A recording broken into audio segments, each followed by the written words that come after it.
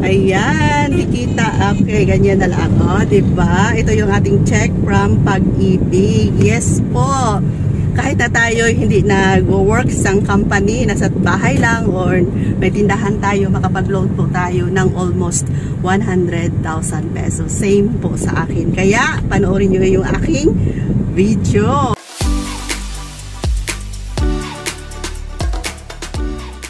Hello mga sisi, good afternoon. Time check is 12 noon yun ni 12 noon. Close yung tindahan natin, tanghaling tapat kasi pag ganitong oras, diba, wala masyadong bumibili kasi napakainit. So ito yung time na makaalis kami ni Kuya Dave. So for today's vlog ay gusto ko lang i-share sa inyo na kahit na tayo'y nasa sari-sari store lang, may tindahan man o wala, pwede tayo makapag-loan sa Pag-ibig. Pwede tayo maging member ng Pag-ibig. So, ako, gusto ko i-share sa inyo na ako ay makapag-loan na ngayon ng 100,000 pesos. Almost 100,000. So, i-share ko sa inyo ngayon kung bakit at kung paano ako makaloan na ng ganyan na kalaki ngayon. So, ngayon ay on the way kami papunta ng Pag-ibig kasi nga kukunin ko yung na sobrang bayad ko. Nasobrahan yung pagbayad ko. So, na-process na namin ni Kuya Dave kasi i-check namin. So, sobra siya. So, yun yung kukunin namin ngayon. Okay? So, since 2010, nag-start ako na maghulog sa Pag-ibig. Kasi nga, requirements yan sa tindahan kung ikaw ay kukuha ng business permit. So, isa yan siya sa requirements. Tapos, SSS yan. Kailangan may ganyan ka bago ka makakakuha ng business permit. Nung nag-asawa na ako, ay wala na talaga akong napasukan na work kasi nga focus na ako sa pag-alaga ni Kring and wala akong remittance sa Pag-ibig. Kasi nga, 'di ba, nasa bahay lang, walang income. Tapos kadalasan na naririnig natin na yung may mga Pag-ibig remittance ay yung mga nakapagtrabaho sa company. So ako wala. So 2010 nung nagtindahan na kami mga ilang years, so nung 2010 nga kumuha na ako ng Pag-ibig kasi nga requirements yun.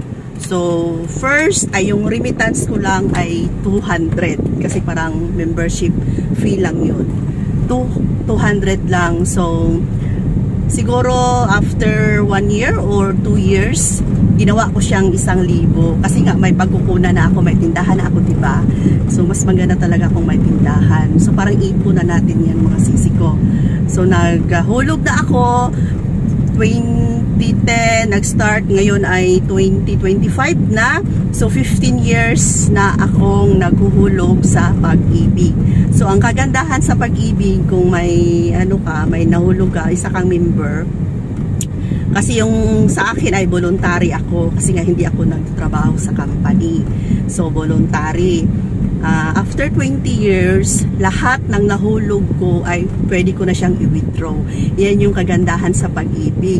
So, nasa 15 years na ako ngayon kasi nga 2010, 2025 na ngayon. 5 years na lang, pwede ko na siyang kunin lahat. Siguro almost 250,000 to 300 yan. Hindi pa kasama yung interest kasi malaki yung interest. Okay, so, yun na nga, ngayon, 2025 na, yun na nga yung kagandahan, makapag-loan tayo. Pwede tayong mag-loan for emergency, pwede tayong maka-loan ng housing. Yan, depende kasi yan sa iyong remittance. Kung malaki yung remittance mo, yung inihulog mo, depende lang talaga sa iyong mga sisi. Nasa sa iyo lang talaga. Kung malaki yung benta mo, kita mo, lakihan mo. Kasi ako ginawa ko siyang 1,000. So, pwede tayo maka-loan ng bahay, tapos pwede tayo maka-loan ng pera. So, first loan ko pa to, pumunta kami ni Kuya Dave. Masaya nga ako kasi nga, nag-try kami, nag-inquire ako, yung ma-loan ko pala is 100,000 na. First loan pa lang yun ha, 100,000 na. So, sabi ko, hindi ko siya kukutin lahat. Gusto ko 50,000 lang para kaya ko yung bayaran, kaya ko lang bayaran. Kasi sa 50,000, bayaran mo yan ng 2 years. Yan, 2 years, 3 years, depende pa talaga sa iyo kung hanggang ilang years, 2 years ba, 3 years ba yung kukunin mo. So, kinuha ko 2 years lang. So, 2,000 plus lang yung ano ko, yung monthly ko. So, nag-loan ako 50,000. So, yun na nga, na ito yung binayaran ko ngayon. So, kapag mag-reapply ako, mas lalo siyang lumaki. Kasi yung binayad natin, di ba, may interest man yan. Mapunta din yan sa atin. Yun yung pinaka maganda, mga sisi ko. Kaya kung ikaw, may sari-sari store, nag-start pa lang, bata ka pa, mag-inquire ka, punta ka sa Pag-ibig, maghulog ka, magpa-member ka, kahit na hindi ka nag-work sa isang company, ay pwede kang makapag-loan ng bahay, pwede kang makapag-loan ng pera, mga sisi ko. Yun yung kagandahan sa Pag-ibig. Aside dyan, meron ding Pag-ibig to. Makapag-apply ka ng Pag-ibig to kung ikaw ay member. Same sa akin, member na ako ng Pag-ibig 1. Si Kuya Dave, Pag-ibig to. Si Kuya Dave ay may Pag-ibig to siya. So, parang savings yan sa bangko. Kaya lang, makukuha mo yan siya after 5 years na hulog mo. So, depende sa'yo kung magkano yung ihulog mo. Basta't hihintayin mo lang siya na mag-matured within 5 years, makuha mo na yan siya. Ang kagandahan ngayon sa Pag-ibig ay 8% na ang interest. Ayan, yung perang nahulog mo ay tutubo yan 8%. Accumulated yung pagtaas ng interest. Kasi kung malaki na yung ano mo, yung savings mo, 'di ba? Tapos 8%, malaki din yung makukuha mong interest.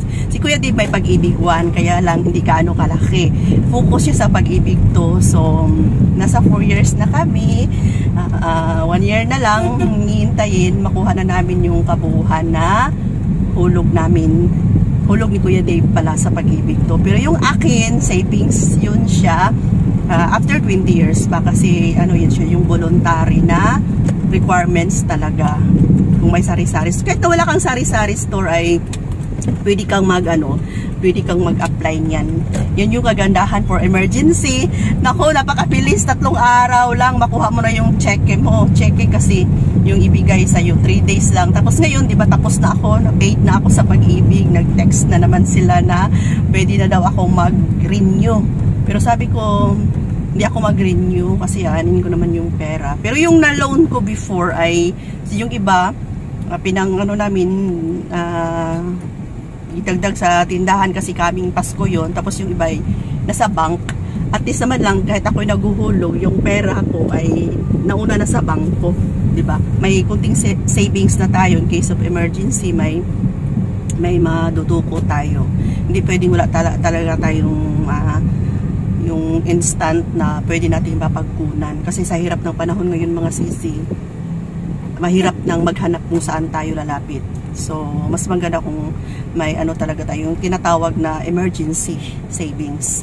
Ayan. So, yan yung pinaka-tips ko sa inyo. Yan, mag-apply na kayo ng Pag-ibig 1. Punta kayo sa Pag-ibig. Kung bata-bata pa kayo, same sa akin, di ba? 2010, 15 years na. So, patapos na rin yung 2025, 4 na taon na lang. Pero, kung okay naman, wala namang problema sa financial, so hindi ka lang muna kukunin yun kahit na mag 20 years na siya.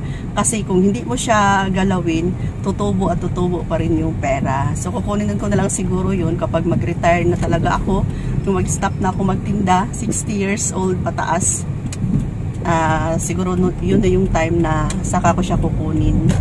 Kasi wala naman ako pagagamitan ngayon. Anuhin ko muna siya, yung patubuin ko muna, palakihin ko muna yung savings ko sa Pag-ibig. So, ayan na. Ayan, isa yan sa mga diskarte bilang isang tindera. So, may SSS din kami ni Kuya Dave, no?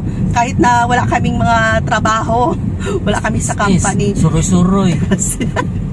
May SSS din kami. Isa-isa kami, yun yung binabayaran namin na hanggang ngayon ay kumakayod pa rin kami sa tindahan kasi may mga binabayaran kami. May SSS kami. Almost 1,000 plus yung remittance namin ni Kuya Dave monthly. 2 kami. Ayan. So pag mag-senior na, 50 na kami ngayon. So ilang taon pa? Mag 60 kami. May makukuha kaming pension kung tamad na kaming magtinda or gusto namin mag-close open, okay lang kasi may matanggap na kaming monthly. Kasi sa Pag-ibig, hindi siya monthly. Buo mo siyang makukuha talaga pag mag 20 years na yung hulog mo doon. Buo. Kahit hindi ka makaabot ng 60 years old, makukuha mo talaga siya.